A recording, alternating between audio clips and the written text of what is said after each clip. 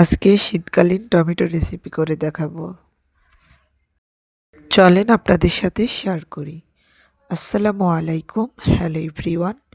আমি মেহেরপুর জেলা থেকে রাদিয়া রাম্মু। আপনারা কি কোথায় থেকে ভিডিওটি দেখছেন অবশ্যই কমেন্ট করতে ভুলবেন না। তো আমি ফ্রেশ টমেটোগুলো ভালোভাবে পরিষ্কার করে ধুয়ে নিচ্ছি। তো এদিকে আমার ভাত ফুটে গেছে, আর যেহেতু আমার 2 চুলা মাটির, তো অন্য চুলায় আমি পানি গরম করতে দিয়েছি তরকারিটা রান্নার জন্য।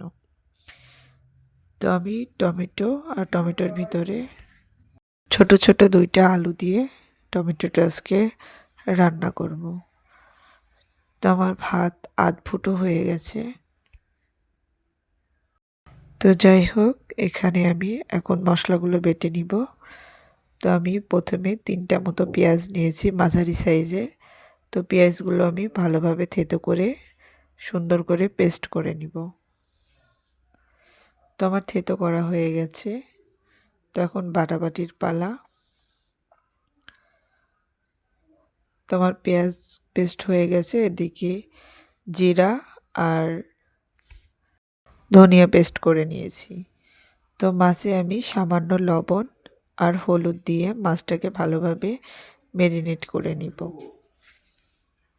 তো মাছটা সুন্দর করে ম্যারিনেট করে নিতে হবে যেন প্রত্যেকটা মাছের গায়ে হলুদ লবণ পৌঁছায়।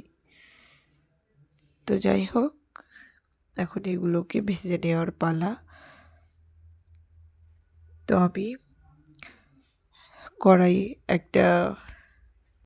কড়াই গরম করে নিয়েছি এবং কড়াইতে পরিমাণ মতো তেল দিয়ে নিয়েছি। তো তেলটা গরম হওয়ার অপেক্ষায় থাকবো। তো আমি নেড়ে চেড়ে কড়ার গায়ে তেলগুলো মাখিয়ে নিচ্ছি। তো আমার তেলটা অনেকটা গরম হয়ে আসছে। এই পর্যায়ে এখন আমি একে একে মাছের পিসগুলো ভেজে নিব। তো আমি একটা একটা করে মাছের পিসগুলো তেলে ছেড়ে দিচ্ছি। তো আমি মাছগুলো 2বারে ভাজবো। একবারে ভাজলে দেখা যাচ্ছে মাছগুলো পারফেক্টভাবে ভাজা হয় না আর ভেঙে ভেঙে যায়। তো যাই হোক, এদিকে আমার টমেটোগুলো কুচি কুচি করে কেটে নেওয়া হয়ে গেছে। এখানে আমি আলুগুলো স্লাইস করে কেটে নিয়েছি। তো কাটাকাটির পালা শেষ। তো মাছগুলো এখন আমি উল্টিয়ে নিব।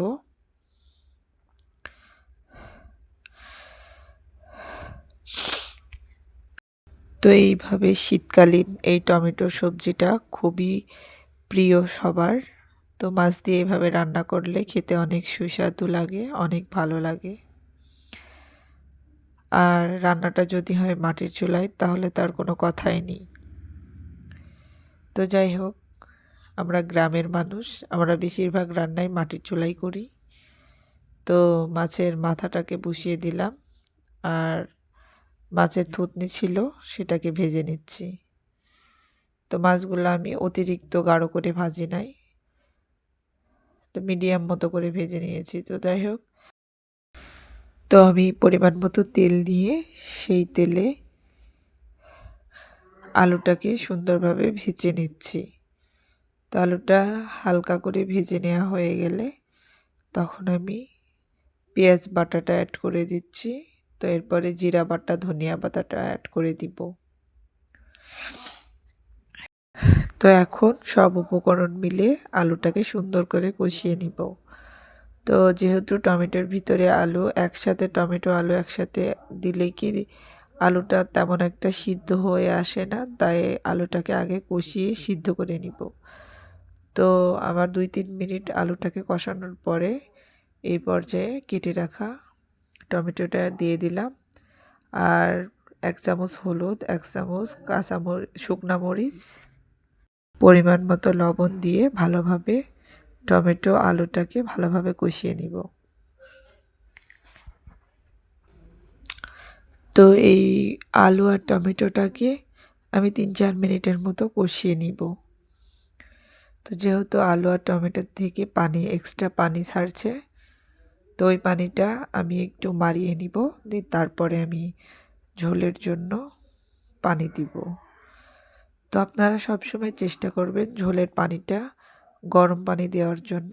তো তো গরম পানি দিলে কি রান্নার স্বাদটা দ্বিগুণ বেড়ে যায়।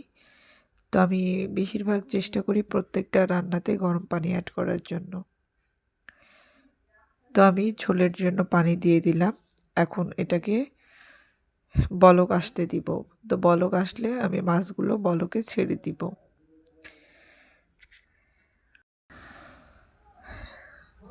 তো বলক উঠে পড়েছে। তো এই পর্যায়ে আমি মাছগুলো একটা একটা করে বলকে দিয়ে দিব।